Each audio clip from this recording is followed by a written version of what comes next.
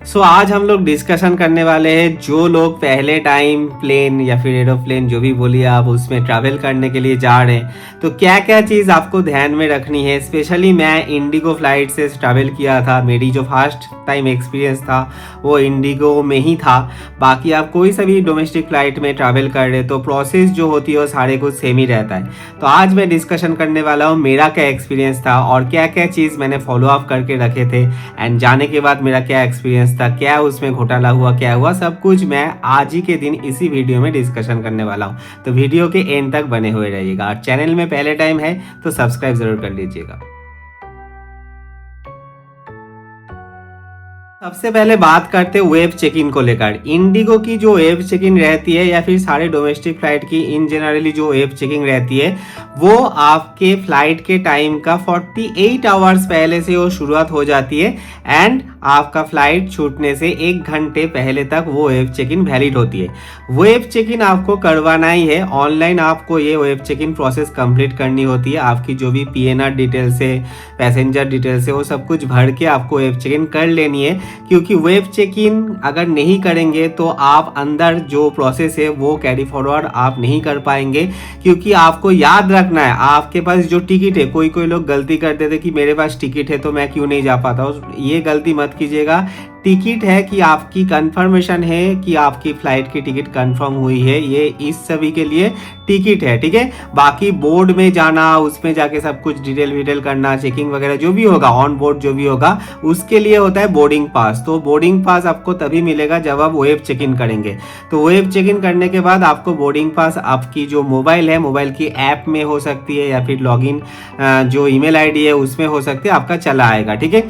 वही जो boarding pass होगा वो आप सॉफ्ट कॉपी मतलब मोबाइल में रख सकते हैं या फिर आप उसकी एक प्रिंट आउट भी निकाल लेंगे तो बढ़िया है, लेकर जाएंगे और वही आपका एंड तक, जब तक आप प्लेन में चढ़ेंगे तब तक आपका वही काम में आने वाली है, ठीक है। एंड टिकट साइड में आपका रहेगा, फोन में रहने से ही हो जाता है, आपको हार्ड कॉपी निकालने की ऐसे कोई जरूरत नहीं पड़ता है। फिर भी फॉर द सेफ साइड, क्योंकि मैं पहले टाइम ट्रैवल कर रहा था तो मैं वो भी लेकर गया था एंड मैं मेरी मम्मी पापा के साथ ट्रैवल किया था। पहली जो मेरी फ्लाइट थी वो मेरी मम्मी पापा के साथ ही थी, क्योंकि वो मेरी मम्मी पापा का एक ड्रीम था कि हाँ फ्लाइट में चढ़ेंगे, ऐसे एक ड्रीम था। तो वो ड्रीम जब मैंने पूरा किया वो तो मेरे लिए एक अलग ही एक्सपीरियंस था, मेरी मम्मी पापा के लिए भी एक अलग ही एक्सपीरियंस था। तो खैर उसको लेकर हम लोग आगे वीडियो में चर्चा करेंगे, बट आपको वेब चेकिंग ज़रूर करवा लेनी है। 48 आवर्स पहले विंडो ओपन होती है, ऑनलाइन ओपन होती है। आप ऑनलाइन जाके आपके पास आपका मैसेज भी आएगा, मैसेज में आप उधर लिंक पे क्लिक करके भी वेब चेक इन करवा सकते हैं या फिर इंडिगो की जो एप्लीकेशन है उधर जाके भी आप इसको कंप्लीट करवा सकते हैं, right. Before the living home आपको सब कुछ चेक कर लेनी है। आपकी जो बैगेज है वो आपका सही से आपने लिए है कि नहीं, सब कुछ सारे चीज़ें लिए है कि नहीं वो चेक कर लीजिए। वेब चेक इन आपको मोबाइल में कर लेनी है, वो आपने किए कि नहीं वो चेक कर लीजिए। एंड आप कम से कम मैं बोलूँगा कि फॉर द सेफ साइड आप 3 घंटे पहले पहुँच जाइए, ठीक है। वैसे तो बोला जाता है 2 घंटे पहले पहुँचने के लिए, बट पहले जब आप जाएंगे ना, मतलब कैलकाटा जो इंटरनेशनल एयरपोर्ट है वो बहुत बड़ी है, ठीक है। अगर आप पहले टाइम जाएंगे, विजिट करेंगे तो आपको पूरा नया लगेगा एंड आपको लगेगा कि ये कहाँ पर आ गए हैं। दिल्ली इंटरनेशनल एयरपोर्ट जैसे हम लोग जानते हैं काफ़ी बड़े हैं, कैलकाटा का भी बहुत ही बड़ा है, ठीक है। अगर आप जाएंगे तो आपको पता चलेगा। पहले टाइम विजिटर्स के लिए तो ये मतलब एक अलग ही एक्सपीरियंस रहती है। तो जब आप लोग जाएंगे तो पहले टाइम के लिए मैं बोलूँगा फॉर द सेफ साइड आप 3 घंटा कम से कम लेकर चलिए कि 3 घंटे पहले आपको पहुँचना है, क्योंकि अंदर जाएंगे उसके बाद काफ़ी सारे चेकिंग वगैरह रहती है। फिर आपको बोर्डिंग वगैरह सब कुछ मतलब वो दिखाना पड़ता है, सब कुछ चेकिंग वगैरह होता है। फिर आपको फ्लाइट की जो टिकट होता है वो भी चेकिंग करना पड़ता है, बैगेज वगैरह चेकिंग करना पड़ता है, मतलब बहुत कुछ है इसमें, ठीक है। और उसके बाद फाइनली जाके आपको एक जगह पर जाके सीट मिलती है जिधर पे आपको जाके बैठना पड़ता है। फिर धीरे फिर से वापस चेक इन करके आपका जो आईडी वगैरह है वो सब चेक इन करके फिर आपको फ्लाइट के अंदर जाने की अनुमति वो लोग देते हैं। तो कम से कम 3 घंटे पहले आप लोग चले जाइए फॉर द सेफ साइड, ये मेरी राय यही है और मैंने इसी को ही फॉलो किया है। कम से कम 3 घंटे पहले मैं चला गया था, और क्योंकि मैं पहले टाइम जा रहा था और मेरी मम्मी पापा भी साथ में था, तो इसीलिए बहुत ही कुछ हेक्टिक मतलब सिचुएशन था मेरे लिए, तो मैं 3 घंटे समय लेकर ही गया था। बाकी 2 घंटे का मतलब बोला जाता है कि एटलीस्ट 2 घंटे पहले आप चले जाइए, ऐसे एयरलाइन के तरफ से ऐसे डिक्लेरेशन रहता है, ऐसे आपको चले जाना है, ठीक है। जाके आपको सब कुछ करवा लेना है। सो अगर लागेज के अकॉर्डिंग बोलेंगे ना तो दो चीजें होती है इसमें, आप लोग अच्छे से समझिएगा। एक होता है चेक इन बैगेज और एक होता है हैंड बैगेज या फिर केबिन बैगेज जिसको बोला जाता है। ओके, चेक इन बैगेज मतलब आपको जाना है, आपका जो भी सामान है एक मतलब बॉक्स के अंदर, एक ट्रॉली बैग के अंदर आपको लेकर जाना है, लेकर जाके आपको सबमिट करना है, आपका गवर्नमेंट आईडी देना है। आईडी के अंदर आप आधार, पैन, वोटर कुछ भी दे सकते हैं। इन जनरली आधार बहुत एप्लीकेबल होता है तो आधार आप दीजिएगा, बट सब कुछ लेकर जाइएगा। मैं तो लेकर ही गया था। तो उसके बाद आपका सारे जो लागेज है, ठीक है, ये आपका चेक इन लागेज या फिर चेक इन बैगेज में आता है। तो वो पर पर्सन के हिसाब से 15 केजी तक आप ले सकते हैं। ठीक है, एक ट्रॉली के अंदर लेना है, 15 केजी तक आप ले सकते हैं। और ये आपका उधर ही चेक इन होके ऑलरेडी वो चला जाएगा, वो आपका फ्लाइट के अंदर चला जाएगा। आपको उसको लेकर और नहीं जाना है, उधर से ही चेक इन होगा, एयरपोर्ट के अंदर चेक इन करेंगे आप, और चेक इन जो बैगेज होगा वो उधर से ही फ्लाइट के अंदर चला जाएगा। ये आपको तब मिलेगा जब आप जहां पर डेस्टिनेशन है, डेस्टिनेशन एयरपोर्ट पे जब उतरेंगे, उधर एक बेल्ट ऐसे घूमता रहता है जिसमें आपका बैगेज आता रहेगा। उस बेल्ट के सामने आपको मतलब खड़े रहना है और जब आपका बैगेज आए तब आपको उठा लेना है। ठीक है, ये तब आपको मिलेगा। मतलब इस एयरपोर्ट में आपने दे दिए 15 केजी, आपका सब कुछ हो गया 15 केजी के अंदर, फिर हो गया आपका काम, फिर आपको चले जाना है, आपका अंदर चले जाना है बाकी सारे चेक इन के लिए। ये हो गया चेक इन बैगेज जिसमें आप 15 केजी तक ही ले सकते। और एक होता है हैंड बैगेज या फिर केबिन बैगेज जिसको हम लोग बोलते हैं, मतलब जिसको लेकर आप फ्लाइट के अंदर जा सकते। ओके, तो फ्लाइट के अंदर जाने के लिए केबिन बैगेज बोला जाता है उसको, जिसकी लिमिट होती है 7 केजी, मतलब 7 केजी तक आप लेकर जा सकते, उससे ज्यादा होगा तो अलाउ नहीं है। अभी आपको लग सकता है कि अगर मेरा 15 केजी से 16 केजी हो गया या फिर 7 केजी का 8 केजी हो गया, तो वो लोग आपको बोलते कि इधर उधर अगर कम है तो उसको मतलब सेपरेट कर दीजिए, करके आप 15 केजी और 7 केजी करेंगे। अल्टीमेटली आपको वही करना है। अगर फिर भी नहीं हो रहा है तो आपको पर केजी के हिसाब से एक एक्स्ट्रा अमाउंट पे करना पड़ता है। यस, उधर ही एयरपोर्ट में आप पर केजी के हिसाब से, ये अमाउंट बहुत ही ज्यादा होता है। ठीक है, एग्जैक्ट अमाउंट कुछ भी हो सकता है, 700 रुपये हो सकता है, 1000 रुपये हो सकता है, 1200 रुपये हो सकता है, पर केजी के हिसाब से होता है। ओके, तो वो तो आपको उस दिन ही पता चलेगा अगर आपके साथ ऐसे कुछ होता है।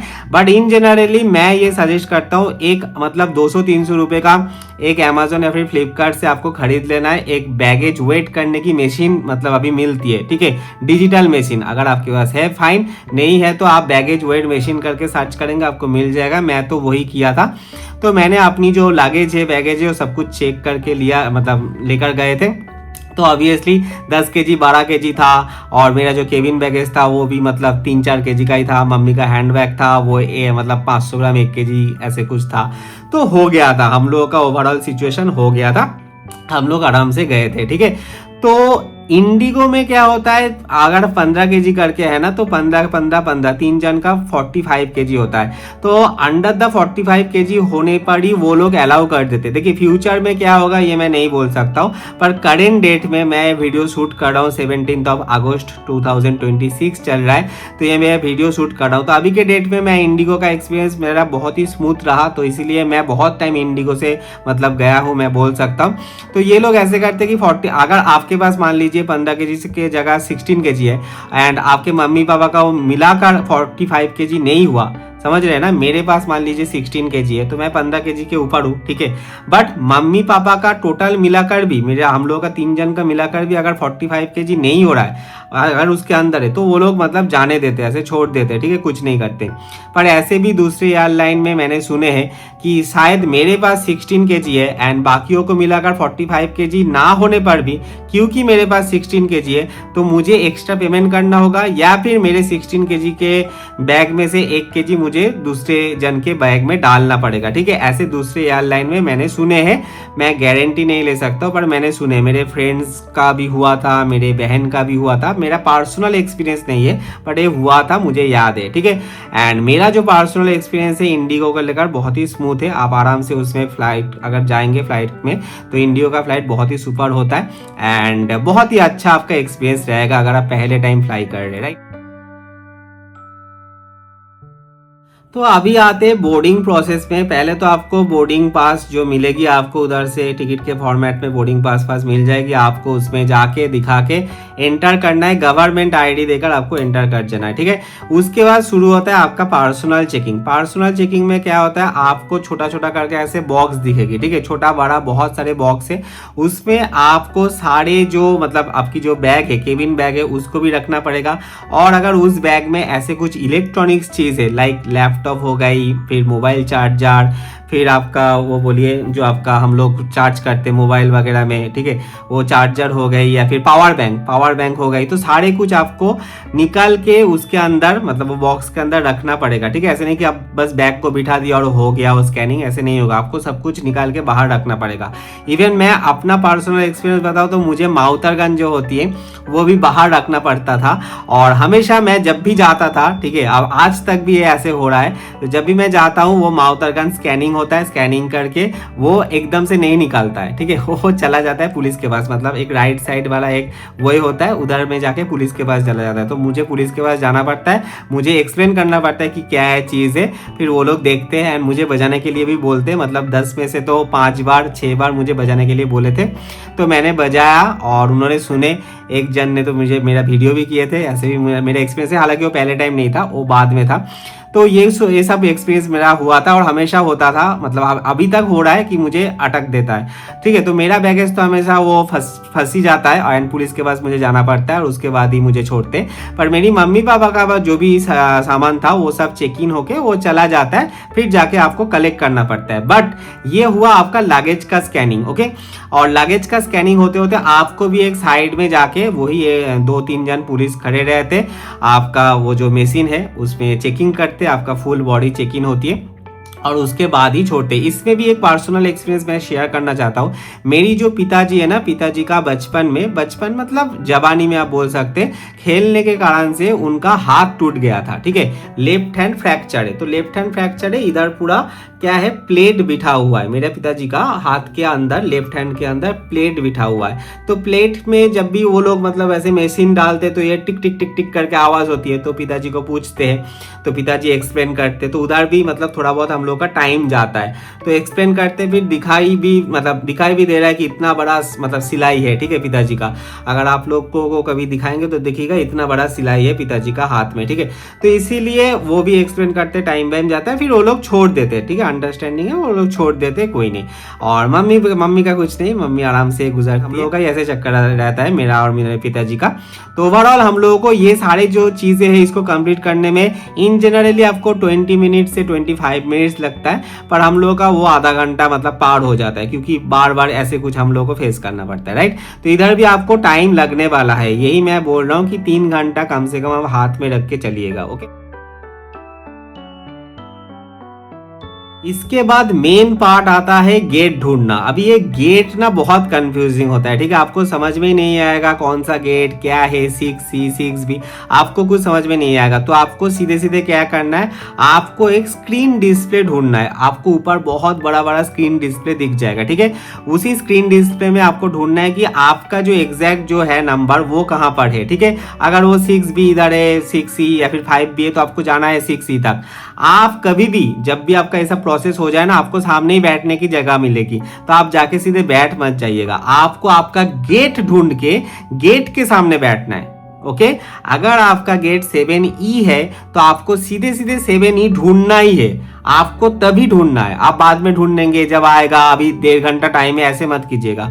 अगर आपका फ्लाइट का गेट नंबर 7E दिया गया है, आप 7E में जाइए, 7E में जाइए और उसमें भी एक सामने एक केबिन रहता है, उसमें भी जाके आप पूछ सकते कि हाँ मेरा ये फ्लाइट वगैरह है, क्या ये इधर से ही मतलब होगा, तो वो लोग बोल देगी या फिर बोल देगा, जो भी है होगा, तो आपको पता चल जाएगी कि हाँ आपने सही जगह पर आके बैठे। तो उधर जाके आप बैठिए, फिर जो भी आपको कुछ खाना पीना है उधर आप मतलब खरीदिए, खाइए पिए, बट गेट के सामने बैठना है, ठीक है। फिर आधा घंटा या फिर मतलब 20 मिनट पहले वो लोग मतलब शुरुआत कर देते हैं प्रोसेस फ्लाइट के अंदर जाने के लिए, जो भी प्रोसेस रहती है, फिर आप लाइन वगैरह लगा के उसके अंदर आप घुस सकते हैं फ्लाइट के अंदर।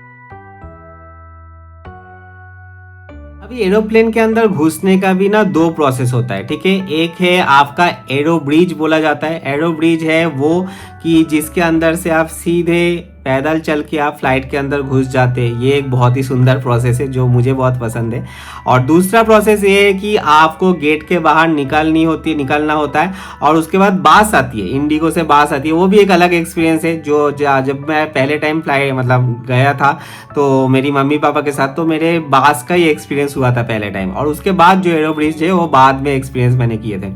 तो जो बास है वो बास आता रहता है, ठीक है, एक के बाद आता रहता है। तो आपको किसी ना किसी एक बास में चढ़ जाना है, सेम गेट के थ्रू आपको जाना है, वही गेट मैंने जो बोला वही गेट के थ्रू आपको जाना है। एंड उसके बाद बास आपको लिखा हुआ मिलेगा, इंडिगो करके लिखा हुआ होता है, ब्लू कलर का बास होता है। ओके, आपको उसके अंदर चढ़ जाना है, एसी बास होती है। एंड आपको फिर चले जाना है, वो लोग ही आपको लेकर जाएगा। आपका एग्जैक्ट जो फ्लाइट होता है वो काफ़ी दूर रहता है, तो आपको उधर तक पहुंचा दिया जाता है। ओके, और उसके बाद बास में से आप उतरेंगे। उतरने के बाद आप थोड़ा सा फोटो खींचिएगा एंड फिर आप आराम से आपकी जो फ्लाइट है उसके अंदर जाइएगा। उसके बाद आपको सीट ढूंढना होता है। इसमें ABCDEF करके ऐसे सीट होती है। 18A करके अगर सीट है तो 18 है रो नंबर, ठीक है, और A है आपका सीट। ओके, उस हिसाब से आपको ढूंढ लेनी है और फ्लाइट के अंदर जाके ही आपको, जब आपको मिलेगी, वो जो फ्लाइट अटेंडेंट रहते हैं उनको दिखाइए आपका सीट नंबर, तो वो बोल देगा कि सामने है, पीछे है, मतलब मिडिल में है, वो सब कुछ वो लोग गाइड कर देगी। तो सबसे इम्पोर्टेंट पार्ट, फाइनल स्टेज यही है कि प्लेन टेक ऑफ होने वाली है। टेक ऑफ होने से पहले सब कुछ दरवाज़ा बंद कर देती है, फिर गाइडलाइन दिया जाता है कि कैसे बेल्ट को मतलब पहनना है, ये करना है, वो करना है, सब कुछ बोला जाता है कि इस एरोप्लेन में 2 द्वार सामने है, 2 द्वार पीछे, ऐसे करके बोला जाएगा। फिर ऑक्सीजन मास्क को लेकर बोला जाएगा। सब कुछ आपने सुन लिया, ठीक है। इसके बाद जब फ्लाइट आपका टेक ऑफ होने की बारी आती है तो धीरे धीरे स्पीड आपका लेता है, तब कोई डर नहीं लगता है। जब टेक ऑफ होगी उसके ठीक मतलब 5 सेकंड पहले फ्लाइट की जो स्पीड होती है वो बहुत बढ़ जाती है, क्योंकि टेक ऑफ होने वाली है ना, बहुत बढ़ जाती है। ओके, आपको सिंपल सा बैठना है, कुछ नहीं करना है। हो सके तो आपकी जो माइंड है वो डाइवर्ट कर दीजिएगा, ठीक है। अगर आप ज़्यादा सोचेंगे इसको लेकर तो आपको ज़्यादा डर लगेगी, जैसे मेरे मम्मी डर रही थी। तो आपको मतलब सिंपल आपको गाना सुनना है, सिनेमा देखना है, कुछ भी कर सकते हैं आप, ठीक है। एंड आपको माइंड को डाइवर्ट कर देनी है। जब एक बार टेक ऑफ हो जाए, टेक ऑफ ऐसे होता है तो आपका ना दिल ऐसे मतलब होता है, दिल में कुछ ना कुछ होता है, ऐसे चलता है, हलचल होती है, तो आपका टेक ऑफ होता है। फिर जब फ्लाइट ऐसे सीधे हो जाता है उसके बाद जाता है आराम से, आपको मतलब 1 घंटा 1.5 घंटा जो भी चलेगा आपको मालूम ही नहीं पड़ेगा। ओके, बट पहले टाइम अगर एक्सपीरियंस आप कर रहे तो जरूर से मैं बोलूंगा कि हो सके तो आपको जब भी सीट बुकिंग करनी है, ये वेब चेक इन के टाइम आपको कर लेनी है सीट बुकिंग। ओके, आप एक सीट एटलीस्ट जो आपका विंडो सीट होती है वो जरूर लीजिएगा, क्योंकि जो बादल आती है, ठीक है, पहले टाइम जो फ्लाई करेंगे एंड फ्लाइट में से आप बादल देखेंगे वो कुछ अलग ही एक्सपीरियंस होती है। एंड टेक ऑफ टाइम अगर आप देख सकते, अगर आपका वो करेज है आपके अंदर, मेरा तो था, मैंने देखे थे, तो अगर आपका करेज है तो आप सीधे सीधे मतलब वो देखिए, ठीक है, विंडो से आप देखिए कि कैसे टेक ऑफ हो रहा है। That is another level experience, ठीक है। आप देखिएगा और ये एक्सपीरियंस आप जिंदगी भर याद रखिएगा, क्योंकि ये पहला टाइम होता है, ठीक है। दूसरे टाइम जाएंगे आपको पता भी नहीं चलेगा और उतना इंटरेस्ट भी नहीं रहेगा। पहले टाइम जो होता है ना वो कुछ अलग ही होता है फ्लाइट का। एंड फ्लाइट के अंदर होता है ना बहुत बोरिंग पार्ट, ठीक है। आप मतलब मैक्सिमम 15-20 मिनट फोटो खींच लिए, वीडियो बना लिए, कुछ कर लिए, उसके बाद बहुत बोरिंग पार्ट है। ट्रेन के जैसा इंटरेस्टिंग नहीं है कि मतलब तरह तरह की हॉकर उठ रहे हैं, कुछ ना कुछ खा रहे हैं, ऐसे नहीं। इसमें खाने के लिए भी बहुत सारा पैसा आपको खर्चा करना पड़ेगा जो फ्लाइट के अंदर मिलता रहता है। एंड उतना कुछ ऐसे मतलब ज़्यादा मेनू भी नहीं रहता है, वही 3-4 है जो कि ठीक ठाक है, चल जाता है, बट उतना खास कुछ नहीं है, ठीक है। तो 30 मिनट्स के बाद आप बोर ही हो जाएंगे। एंड बाकी का जो भी 30 मिनट्स बचा था वो भी मेरा बहुत बोरिंग मतलब गुजरा था, क्योंकि मेरे पास कुछ सिनेमा डाउनलोड नहीं था। तो ये चीज़ है कि अगर आप फ्लाइट के अंदर है तो आपका ऑब्वियसली नेटवर्क नहीं चलती है। ओके, तो अगर कुछ डाउनलोडेड रहेगा कोई सिनेमा वगैरह या फिर वेब सीरीज वगैरह तो ही आप देख पाएंगे, ठीक है।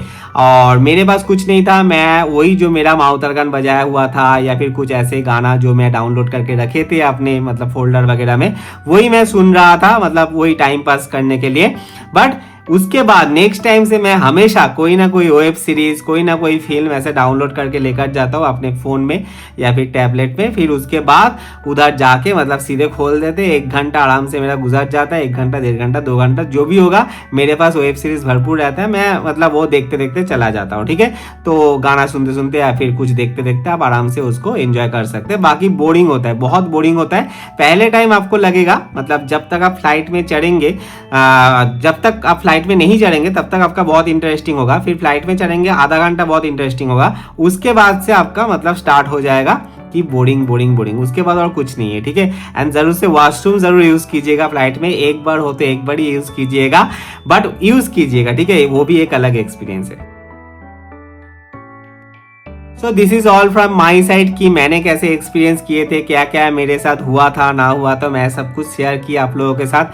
एंड कुछ डिटेल्स वगैरह भी मैं जितना हो सके आप लोगों को बोल दिए। फिर भी आप लोगों के मन में कोई क्वेश्चन है, अगर आप पहले टाइम फ्लाई कर रहे तो ज़रूर से बोलिएगा मुझे कमेंट पे।